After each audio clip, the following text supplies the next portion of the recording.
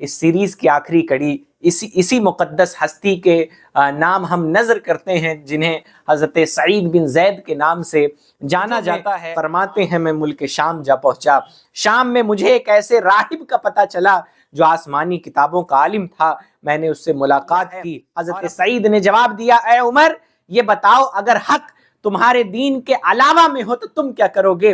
حضرت عمر نے حضرت سعید پر جھپٹا مارا۔ اس کے علاوہ قیصر روم کا تخت شاہی چھیننے میں بھی حضرت سعید بن زید رضی اللہ تعالیٰ نے ایک اہم رول اور کردار ادا کیا۔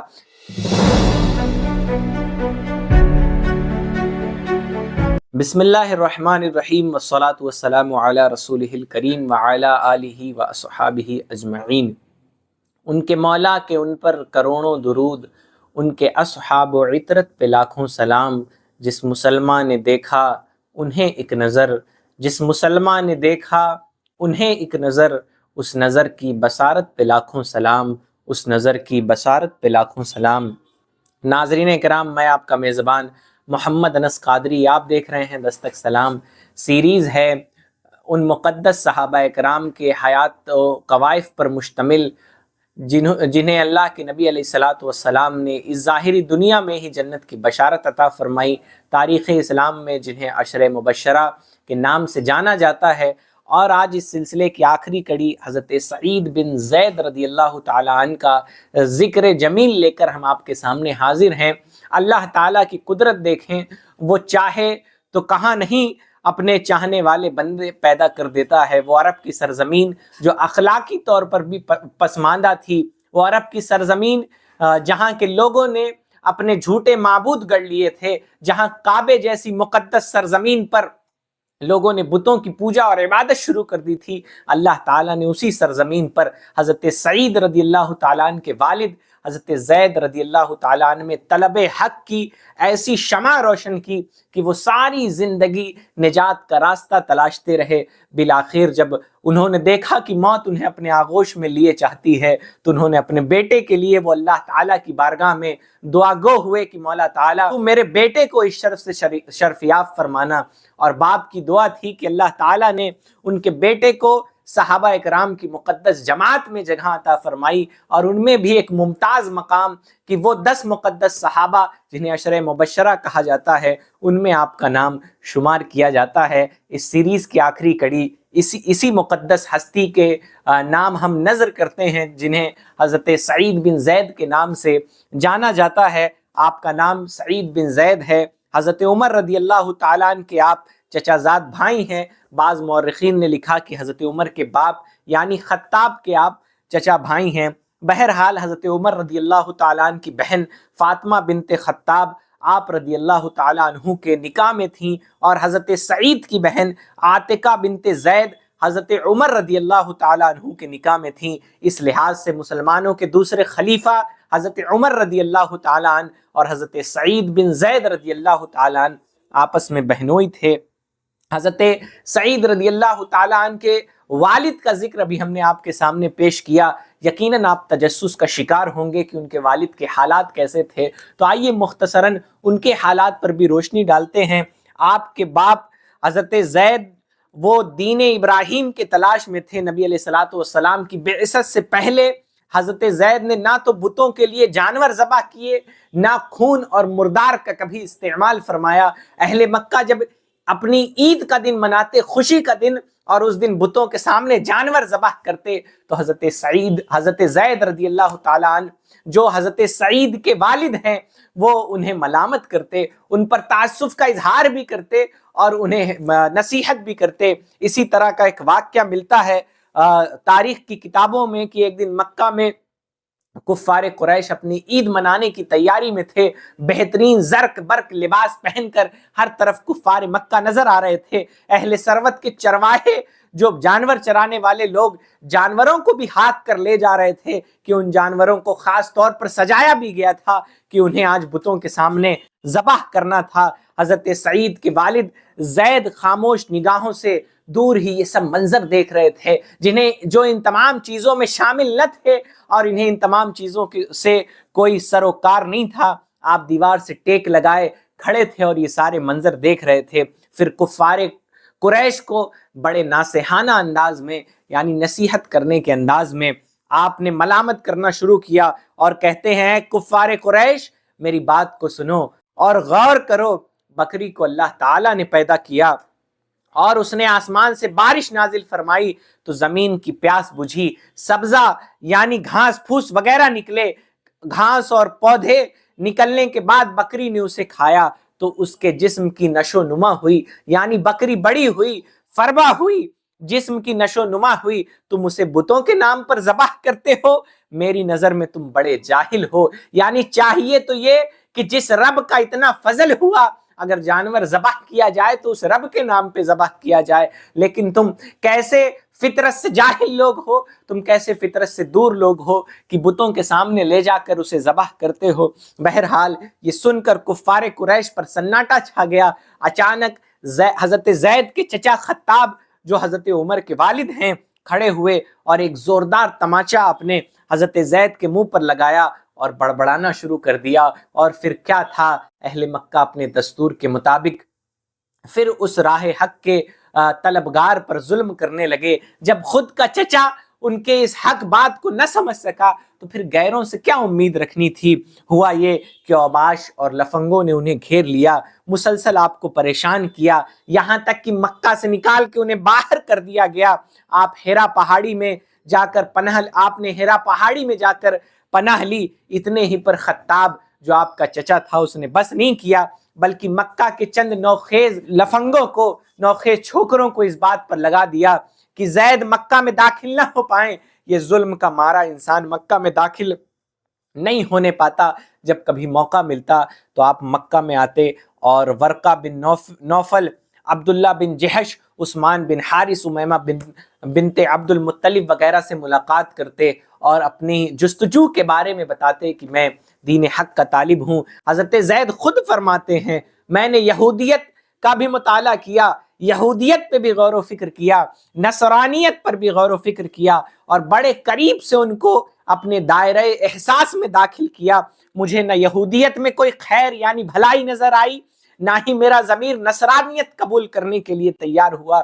میں نے ان دونوں مذاہب سے صرف نظر کیا۔ صرف نظر کرنے کی وجہ یہ رہی کہ مجھے ان دونوں مذہبوں میں وہ قدریں نظر نہیں آئیں جو میرے سوزے دلوں کو تسکین دے پاتی، لیکن میں تھک کر بیٹھ نہیں گیا بلکہ اکناف عالم میں یعنی دنیا کے مختلف گوشوں میں اپنے مطلوب کا جویا رہا، یعنی میں تلاشتا رہا کہ سیدھی راہ کہاں ہے۔ اسی تلاش و جستجو میں فرماتے ہیں میں ملک شام جا پہنچا۔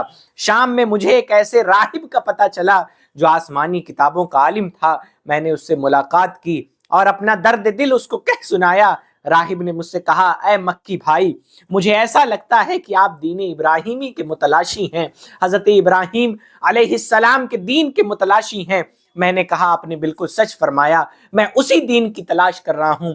راہب نے میرا جواب سننے کے بعد کہا آپ جس دین کو تلاش کرنے نکلے ہیں وہ آج روئے زمین پر اپنی اصلی صورت اور شناخت کے ساتھ موجود نہیں ہے، لیکن اگر تم واقعی اس دین کو پانا چاہتے ہو تو اتنا یاد رکھو کہ تمہارا مطلوب تمہیں مکہ ہی میں حاصل ہوگا، یعنی نبی آخر الزماں مکہ ہی میں مبعوث ہوں گے، لہٰذا تم اپنے شہر کی طرف پلٹ جاؤ۔ اللہ تعالیٰ تمہاری ہی قوم سے ایک انسان کو مبعوث کرے گا جو دین ابراہیم کی تجدید فرمائے گا۔ اگر قسمت سے تمہاری ان سے ملاقات ہو جائے تو ان کے دامن کو مضبوطی سے تھام لو۔ حضرت زید اپنے موعود سے، اپنے مطلوب سے ملاقات کا جذبہ لے کر شام سے مکہ کی طرف پلٹ گئے۔ ابھی زید راستے کے پیچ و خم ہی طے کر رہے تھے کہ اللہ تعالیٰ نے حق و ہدایت کے ساتھ اپنے نبی کو مکہ شریف میں مبعوث فرمایا۔ نبی علیہ الصلوۃ والسلام نے اعلان نبوت فرمایا۔ اگر حضرت زید مکہ تک پہنچ جاتے تو یقیناً آپ اس دعوت کو قبول کرتے، لیکن شاعر نے کہا ہے قسمت کی بات دیکھیے ٹوٹی کہاں کمند۔ راہ حق کا مسافر اپنی منزل کو نہ پہنچ سکا تھا کہ پہلے ہی ناموافق حالات کی دیواروں نے آپ کو آ کر گھیر لیا اور آپ کے راستوں کو بند کر دیا۔ اس سے پہلے کہ حضرت زید اپنی آنکھوں کو دیدار رسول سے تسکین دیتے، نبی علیہ الصلوۃ والسلام پر ایمان لاتے، شرف صحابیت پاتے کہ انہیں عربیوں کی ایک جماعت نے مکہ کے راستے میں قتل کر دیا۔ جب زید اپنی زندگی کی آخری بچی ہوئی سانسیں گن رہے تھے تو اپنے رب کی بارگاہ میں یہ عرض کیا، اے میرے مولا، اگرچہ تو نے مجھے اس خیر سے محروم کر دیا ہے مگر میرے بیٹے کو اس سے محروم نہ کرنا۔ یہی حضرت زید رضی اللہ تعالیٰ عنہ کی دعا جو حضرت سعید کے حق میں اللہ تعالیٰ نے قبول فرمائی، یہ درس عبرت ہے ان کے لیے جنہیں اسلام وراثت میں ملا ہے، یہ درس عبرت ہے ان کے لیے کہ جنہیں حق کا راستہ وراثت میں ملا ہے، کہ لوگ دین حق تلاش کرنے کے لیے مکہ سے شام چلے گئے۔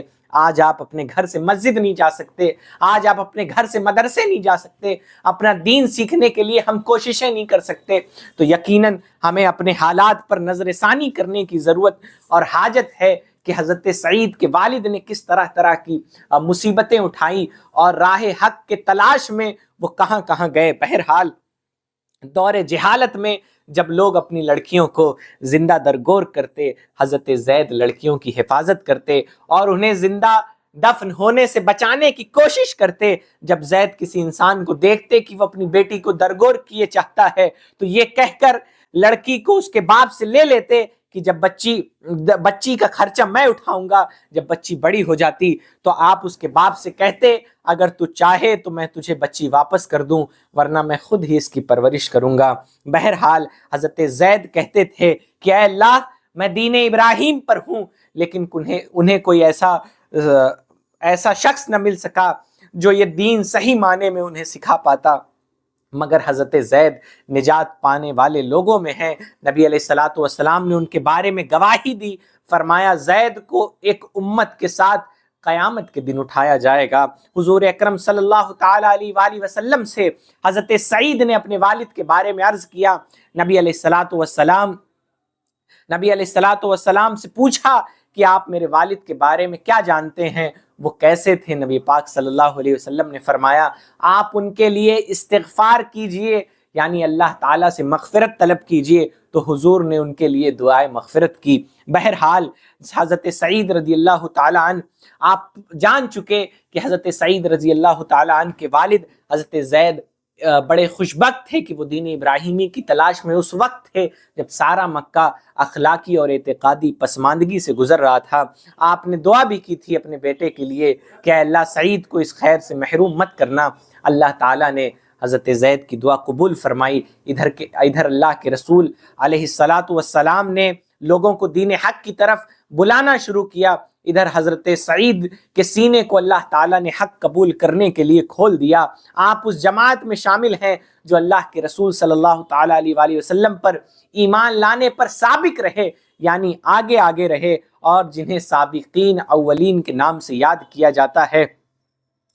حضرت سعید کا اتنے جلدی اسلام قبول کر لینا کوئی تعجب کی بات نہیں ہے کہ آپ اس خوشبخت باپ کے پروردہ جو راہ حق کا جویا رہا۔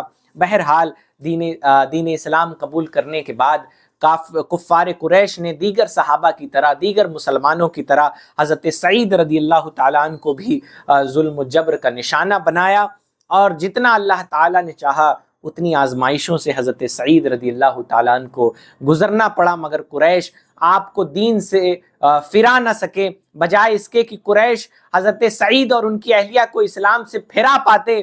سعید اور ان کی زوجہ نے قریش کے سب سے بھاری بھرکم، جو دور جاہلیت میں مسلمانوں کے کہا جائے کہ سب سے بڑے دشمن، جو نبی علیہ الصلوۃ والسلام کو شہید کرنے کی نیت سے معاذ اللہ نکلے تھے، جو ایمان اللہ تعالیٰ کے فضل سے اللہ تعالیٰ نے جو ایمان لائے اور اللہ تعالیٰ نے جن کی ذات سے دین اسلام کو عزت بخشی، حضرت عمر رضی اللہ تعالیٰ عنہ جو قریش کے بھاری بھرکم شخص تھے اور محترم انسان تھے۔ آپ نے مشہور واقعہ حضرت عمر رضی اللہ تعالیٰ عنہ کے اسلام قبول کرنے کا سنا ہے، اس کے پیچھے بھی وجہ یہی رہے۔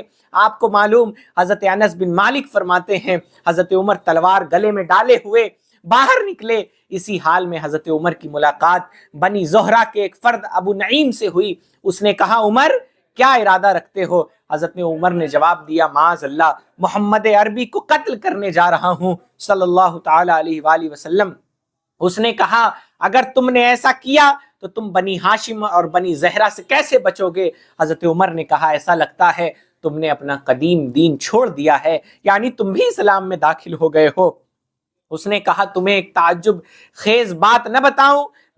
उन्होंने कहा अबू नईम ने हजरत उमर से बताया कि बेशक तुम्हारी बहन और बहनोई तुम्हारा दीन छोड़कर इस्लाम कबूल कर चुके हैं। उमर वहां से चले और अपने बहनोई के यहाँ पहुंच गए। उस वक्त वहां हजरत खुबाब भी मौजूद थे। जब हजरत खुबाब को उमर के आने का एहसास हुआ तो आप घर में छुप गए। हजरत उमर घर में दाखिल हुए, पूछा आवाज कैसी आ रही थी? बताया गया गुफ्तगू हो रही है। हजरत उमर ने कहा मैंने सुना है कि तुमने नए दीन को इख्तियार कर लिया है। हजरत सईद ने जवाब दिया, ए उमर ये बताओ अगर हक तुम्हारे दीन के अलावा में हो तो तुम क्या करोगे? हजरत उमर ने हजरत सईद पर झपट्टा मारा और उन पे टूट पड़े। आप पे सख्त ज़र्ब लगाई। बहन फातिमा जब अपने शौहर को बचाने के लिए आगे आई तो वो भी लहूलुहान हो गई। फिर बहन ने गुस्से की हालत में कहा, उमर गौर करो, अगर हक तुम्हारे दीन के सिवा हो तो तुम क्या करोगे? फरमाया, उन्होंने कहा हजरत उमर की बहन की इस्तिकामत देखिए। फरमाया कि मैं गवाही देती हूँ कि अल्लाह के सिवा कोई माबूद नहीं और मोहम्मद सल्लल्लाहु ताला अलैहि वसल्लम अल्लाह के बंदे और उसके रसूल हैं। हजरत उमर का गुस्सा जब ठंडा हुआ तो उन्होंने कहा, अच्छा वो किताब लाओ जो तुम पढ़ रहे थे, मैं उसको पढ़ूंगा। आपकी बहन ने कहा, नापाक लोग इसे नहीं पढ़ते, जाओ गुस्ल करो, वजू करो। हजरत उमर ने गुस्ल किया, वजू किया और सूरह ताहा की तिलावत फरमाने लगे। जब सूरह ताहा की आयत नंबर 14 पर पहुंचे तो पुकार उठे कि मुझे मोहम्मद अरबी सल्लल्लाहु ताला अलैहि वसल्लम का पता दो। हजरत उमर की ये बात सुनकर हजरत खुबाब बाहर निकले और बोले, उमर खुश हो जाओ, मैं तुम्हें बशारत देता हूं कि नबी अलैहिस्सलाम की दुआ तुम्हारे हक में कबूल हुई। आप देखें अल्लाह ताला की कुदरत कि जो हजरत उमर रदी अल्लाह ताला अन नबी पाक सल्लल्लाहु ताला अलैहि वसल्लम को शहीद करने की गर्ज से आए थे। और क्यों न कहा जाए कि कुरान मजीद ये अल्लाह ताला की सच्ची और आसमानी किताब है कि जिसको पढ़कर हजरत उमर रदी अल्लाह ताला अन जैसे जो दौर जाहिलियत में बज़ाहिर दीन के दुश्मन थे और नबी अलैहिस्सलातु वस्सलाम को शहीद करने निकले थे, लेकिन आप कुरान मजीद का मोजज़ा देखें कि हज़रत उमर रज़ी अल्लाह तआला अन्हु का दिल पिघल गया और आप दामन इस्लाम के मुक़द्दस दामन से वाबस्ता हो गए। तो हम कह सकते हैं कि हज़रत सईद बिन ज़ैद रज़ी अल्लाह तआला अन्हु वो मुक़द्दस सहाबी हैं कि जिनके ज़रिए हज़रत उमर रज़ी अल्लाह तआला अन्हु दामन इस्लाम से वाबस्ता हुए। बहरहाल कुफ़ार के जुल्म सितम से तंग आकर दूसरे मुसलमानों की तरह हज़रत सईद और आपकी बीवी हज़रत फ़ातिमा ने हिजरत फरमाई। नबी अलैहिस्सलातु वस्सलाम ने मदीना मुनव्वरा में आपकी मुआखात यानी नबी अलैहिस्सलाम एक मुहाजिर और एक अंसार सहाबी को आपस में भाई बना देते, तो नबी अलैहिस्सलाम ने हज़रत उबई बिन काब के साथ आपका रिश्ते अख़वत कायम फरमाया। मौरख़ीन का इस बारे में ख़याल है कि इस्लाम की जो पहली जंग बद्र हुई, आप रज़ी अल्लाह तआला अन्हु उस मार्के में शामिल नहीं रहे, लेकिन नबी अलैहिस्सलातु वस्सलाम ने आप पर खुसूसी अता फरमाई और आपको बदरी सहाबा में शुमार किया जाता है, क्योंकि नबी अलैहिस्सलातु वस्सलाम ने आपको माले गनीमत से हिस्सा मरहमत फरमाया। बदर के अलावा आप तमाम गज़वात में नबी अलैहिस्सलातु वस्सलाम के साथ शरीक रहे। बहरहाल हज़रत अब्दुर्रहमान बिन औफ रदी अल्लाह तआला अन्हु से रिवायत की नबी अलैहिस्सलातु वस्सलाम ने इरशाद फरमाया, अबू बकर जन्नती हैं, उमर जन्नती हैं, अली जन्नती हैं, उस्मान जन्नती हैं, Talha Zubair Abdurrahman bin of जन्नती हैं, साद बिन अबी वक़ास जन्नती, सईद बिन ज़ैद जन्नती हैं और अबू उबैदा बिन जर्राह जन्नती हैं। ये रिवायत खुद हज़रत सईद बिन ज़ैद से भी मरवी है। इस रिवायत में हज़रत सईद ने इज्ज़ के तौर पर, आजिज़ी के तौर पर अपने नाम को छिपा लिया। जब लोगों ने कसम देकर पूछा, ए सईद 10वां जन्नती कौन है, उसका नाम भी बताओ, तो आप रज़ी अल्लाह तआला अन्हु ने फरमाया, 10वां नाम सरकार ने मेरा ही जिक्र फरमाया है। बहरहाल हज़रत अमीर माविया रज़ी अल्लाह तआला अन्हु फरमाते हैं कि उर्वा बिनते उवैस ने हाकिम मदीना मरवान के पास आकर शिकायत की कि सईद ने मेरी ज़मीन ये जुल्मन गसब कर ली है। यानी एक औरत ने आपके ऊपर ये इल्ज़ाम लगाया कि हज़रत सईद ने उसकी ज़मीन माज़अल्लाह जुल्मन गसब कर ली है, हड़प ली है। मरवान ने हज़रत सईद को बुलाया तो आप रज़ी अल्लाह तआला अन्हु ने फरमाया कि आपकी ये राय है कि मैंने ज़मीन को गसब कर लिया है? मैं ऐसा कर सकता हूँ जबकि मैंने अल्लाह के रसूल सल्लल्लाहु ताला अलैहि वसल्लम से सुन रखा है कि जिसने किसी की एक बालिश्त ज़मीन को नाहक गसब किया تو قیامت میں اللہ تعالیٰ اس کے گلے میں 7 زمینوں کا توق ڈالے گا، یعنی 7 زمینوں کا بوجھ اللہ تعالیٰ اس کے گلے میں ڈالے گا۔ بہرحال حضرت سعید رضی اللہ تعالیٰ عنہ پر یہ تہمت لگائی گئی، کسی باغیرت اللہ سے ڈرنے والے پر غصب کی تہمت لگا دینا اس بے گناہ انسان کی شخصیت کو اور لوگوں کے دلوں میں مشتبہ بنا دینا ہے۔ اس لیے وہ پاک طینت انسان یہ خواہش کرتا ہے کہ اے کاش اس سلسلے میں حق واضح ہو جاتا، جو صحیح بات ہے وہ واضح ہو جاتی اور میں لوگوں کے ناحق تانے سے محفوظ ہو جاتا۔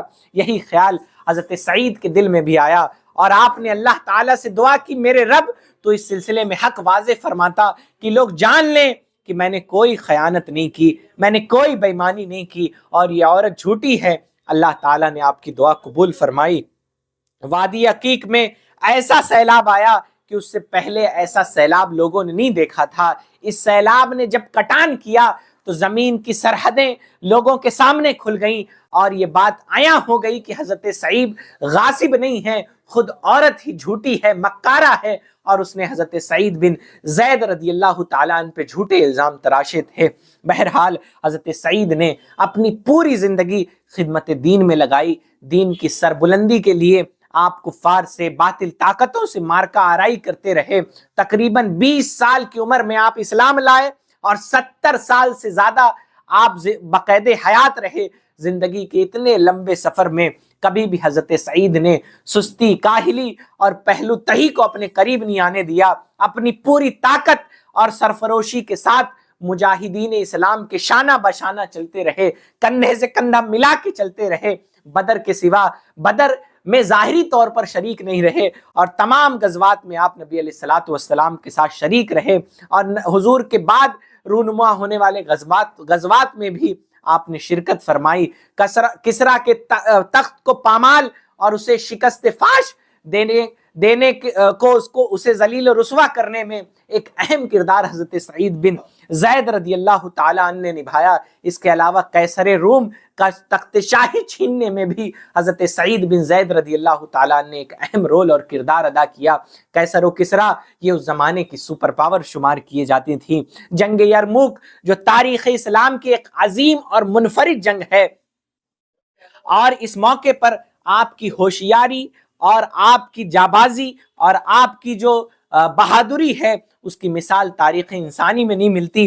اس وقت مسلمانوں کا لشکر 24,000 تھا اور رومیوں کی تعداد تقریباً 1,24,000 تھی، لیکن حضرت سعید بن زید رضی اللہ تعالیٰ عنہ اور دیگر صحابہ اکرام جو اس لشکر میں موجود تھے، آپ تمام کی کوشش و محنت سے اللہ تعالیٰ نے اس اتنی بڑی تعداد جو رومیوں کی تھی تقریباً 1,20,000 کی، چند صحابہ اکرام جو ان کے تہائی سے بھی کم تھے، اللہ تعالیٰ نے انہیں ان پر فتح عطا فرمائی۔ بار بار کہا جاتا ہے اس دور میں اگر امت کی پسماندگی کا کوئی سبب ہے تو اعتقادی پستی ہے۔ مسلمانوں کو اللہ پہ بھروسہ نہیں رہ گیا، مسلمانوں کو اپنے نبی سے محبت نہیں رہ گئی۔ اعلیٰ حضرت نے فرمایا ہے شرم نبی، خوف خدا، یہ بھی نہیں وہ بھی نہیں، کاش اللہ تعالیٰ صحابہ کے ذریعے ہمیں پھر صحابہ کرام رضی اللہ تعالیٰ عنہم کے طفیل ہمیں پھر وہ دن رات عطا فرمائے۔ بہرحال مارکہ یرموک کے بعد حضرت سعید دمشق کے حصار میں بھی شریک رہے، یعنی دمشق کو جب گھیرا گیا، اس کی حصار بندی کی گئی تو اس میں شریک رہے، لیکن اہل دمشق نے مسلمانوں کے حق میں سپردگی کا اعلان کیا تو حضرت ابو عبیدہ بن جراح نے حضرت سعید کو دمشق کا گورنر متعین فرمایا۔ حضرت سعید پہلے والی ہیں جو مسلمانوں کی طرف سے دمشق پر متعین کیے گئے۔ بہرحال حضرت سعید بن جبیر آپ کے بارے میں فرماتے ہیں کہ حضرت ابو بکر، عمر، عثمان، علی، طلحہ، زبیر، سعد، عبد الرحمن اور سعید بن زید رضی اللہ تعالی عنہم جنگ میں سرکار کے آگے رہتے تھے اور نماز میں سرکار کے پیچھے رہتے تھے۔ کیسی محبت تھی کہ دیوانے یہ نہ چاہتے تھے کہ دشمن کا کوئی تیر نبی علیہ الصلوۃ والسلام کے جسم مبارک تک को टच करे, छुए, लेकिन आप देखें सिर्फ वो जज्बे जंग तक महदूद नहीं थे, सिर्फ वो जज्बे जंगों में नहीं नजर आते थे, वो इताअत में भी नजर आते थे। हजरत सईद बिन जुबैर के कौल पर एक बार फिर नजर करें, फरमाते हैं कि ये तमाम सहाबा इकराम जंग में आगे रहते और नमाज में नबी अलैहिस्सलाम के पीछे रहते, नमाजों की पाबंदी फरमाते। बहरहाल इस अजीम मर्द मुजाहिद दीन इस्लाम के इस अजीम किले का विसाल 50, 51 या 52 हिजरी मदीना शरीफ के करीब वादी अकीक में हुआ। जनाजा अकीक से मदीना लाया गया, मदीना शरीफ ही में आपको दफन किया गया। हजरत साद ने गुस्ल दिया, हजरत साद और हजरत इब्न उमर रदी अल्लाह ताला अन्हुमा आपकी कब्र मुबारक में उतरे। आपने 70 साल से ज़्यादा की उम्र पाई और आपकी ज़िंदगी का हर हर लम्हा, आपकी ज़िंदगी का हर हर गोशा नबी अलैहिस्सलातु वस्सलाम की सुन्नत से इबारत, कुरान और सुन्नत पे अमल करने से इबारत है। आपने सारी ज़िंदगी दीन की सरबुलंदी के लिए गुजारी, नबी अलैहिस्सलातु वस्सलाम की सच्ची पक्की इताअत में गुजारी। अल्लाह ताला की बारगाह में बिलाखिर दुआ गो हो कि मौला ताला इन नुजूम हिदायत नबी अलैहिस्सलातु वस्सलाम ने जिन मुक़द्दस सहाबा के बारे में फरमाया, अल्लाह ताला ने जिनसे भलाई का वादा फरमाया, नबी अलैहिस्सलाम ने इनके बारे में फरमाया कि मेरे सहाबा सितारों की मिसल हैं, इनमें से किसी की भी पैरवी करोगे तुम हिदायत पा जाओगे। अल्लाह ताला की बारगाह में दुआ करूँगा कि मौला ताला इन अजीम सहाबा की हयात तैयबा हमें पढ़ने, समझने और उनके बताए तरीके पर हमें अमल करने की तौफीक अता फरमाए। नबी अलैहिस्सलातु वस्सलाम के नक्शे कदम पर, नबी अलैहिस्सलातु वस्सलाम की सुन्नतों से हमें अपनी ज़िंदगियाँ आरास्ता करने की तौफीक अता फरमाए। दौरान बयान कोई ख़ता हुई हो, लग़ज़िश हुई हो तो प्यारे आका नबी अलैहिस्सलातु वस्सलाम और सहाबा के तुफ़ैल उसे माफ़ फरमाए।